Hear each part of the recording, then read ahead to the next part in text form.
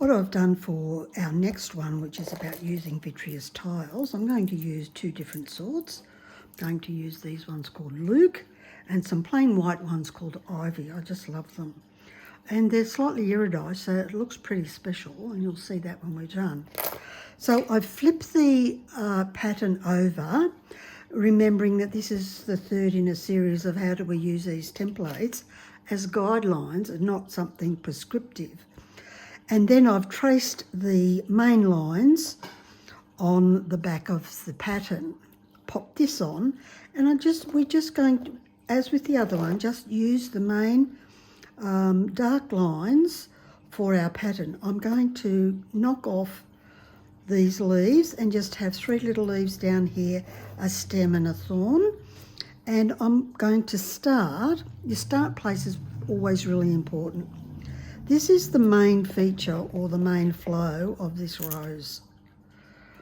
This one is really important. This is secondary. The other one that sort of gives it that rose centre feel is this one here. So I'm going to do those first to get that really good feel. I'm going to have white here for the top of the rose, and I'm going to have Luke down, filling in the bottom here. So we follow this with white and we follow this with Luke. And you can cut your keystones, you can cut them in half, work with half ones. So I decided to go half. And then when you get to here, you can see that some things need to change so I don't have this wedge shape here. Get your pen out and mark the line in which you want to cut it to follow the curve.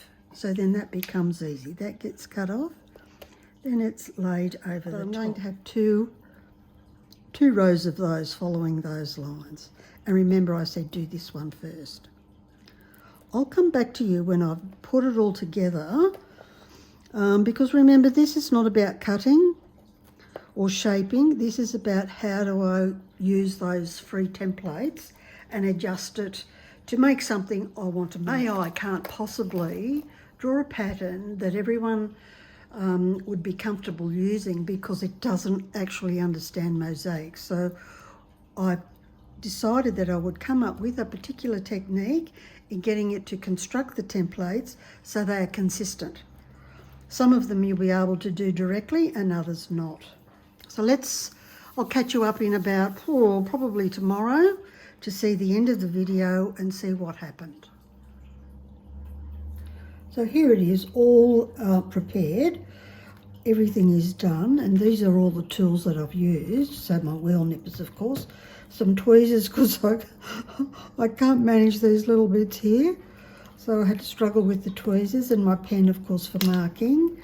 A little pokey tool that I can poke things into the right spot. These great craft pens or wig pens. They're great for holding things in place as you move along. Even though this is sticky mesh, I've used the sticky mesh about 3 times, so it's starting to run out of stick. And I was just using the diamond hand pad to smooth off some of the edges. So now I'll just cover it with sticky tape for the double, what are we going to call it? The double direct method, which means I'll pull out all of these pens and then cover it in sticky tape. You've seen me do that before, so I don't need to do it again. And there we have it.